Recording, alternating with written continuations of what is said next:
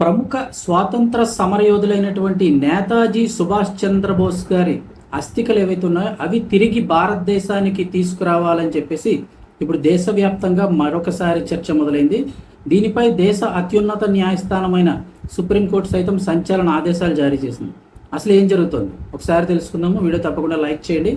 స్వతంత్ర సమరయోధులు నేతాజీ సుభాష్ చంద్రబోస్ గారి అస్థికలను స్వదేశానికి తీసుకురావాలన్న అంశంపై ఇప్పుడు మళ్ళీ తీవ్రమైన చర్చ స్టార్ట్ అయింది.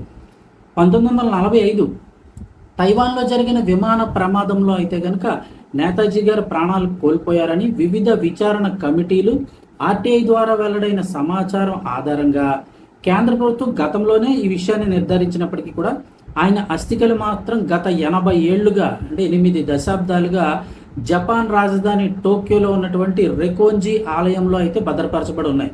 ఈ సుదీర్ఘ కాలంలో అనేక మంది గత 80 ఏళ్లుగా అనేక మంది ప్రధానులు అయితే కనుక ఈ అధికారులు భారత ప్రధానులు కూడా ఆలయాన్ని సందర్శిస్తున్నారు. జపాన్ వెళ్ళి రెకోంజీ ఆలయాన్ని సందర్శించి నివాళులు అర్పిస్తున్నారు ఆ నేతాజీ సుభాష్ చంద్రబోస్ గారికి అస్థికలకి. అయితే అస్థికలను మాత్రం భారతదేశానికి తరలించే విషయంలో మటుకు తుది నిర్ణయం మాత్రం అలా పెండింగ్లో ఉండిపోయింది గత 8 దశాబ్దాలుగా. సో ఇప్పుడు ఈ క్రమంలో నేతాజీ గారి ఏకైక వారసురాలైనటువంటి అనితా బోస్ పాఫ్ గారు తన యొక్క ఈ తండ్రి అస్థికలను గౌరవప్రదంగా భారత్కు రప్పించి తన చేతుల మీదుగా అంతిమ సంస్కారాలు నిర్వహించేలాగా కేంద్ర ప్రభుత్వాన్ని ఆదేశించాలని కోరుతూ సుప్రీంకోర్టులో ఆవిడ పిటిషన్ దాఖలు చేశారు. అంటే అస్థికలు ఇక్కడ తీసుకొస్తే ఇక్కడ అంతిమ సంస్కారాలు అయితే గౌరవప్రదంగా నిర్వహిస్తాను, దయచేసి అస్థికలు ఇక్కడికి తెప్పించి ఏర్పాటు చేయాలంటూ కేంద్ర ప్రభుత్వాన్ని ఆదేశించాలని సుప్రీంకోర్టులో పిటిషన్ వేశారు. సో ఈ పిటిషన్ విచారించినటువంటి దేశ అత్యున్నత న్యాయస్థానమైనటువంటి సుప్రీంకోర్టు కేంద్ర విదేశాంగ శాఖతో పాటు హోంమంత్రిత్వ శాఖకు కూడా అత్యవసర నోటీసులు జారీ చేసింది.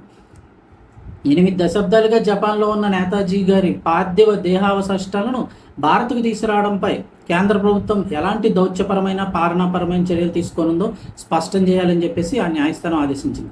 సుప్రీంకోర్టు జారీ చేసినటువంటి ఈ ఆదేశాలతో ఈ నోటీసులు ఇప్పుడు కేంద్ర ప్రభుత్వానికి సవాల్గా మారిందంటున్నారు. రాజకీయం, దౌత్యం, కోట్లాది మంది భారతీయుల భావోద్వేగాలతో ముడిపడి ఉన్నటువంటి ఈ అంశంలో ప్రభుత్వం సుప్రీంకోర్టుకి ఏం సమాధానం చెబుతుంది అనేది అత్యంత ఆసక్తి కలిగి ఉంది.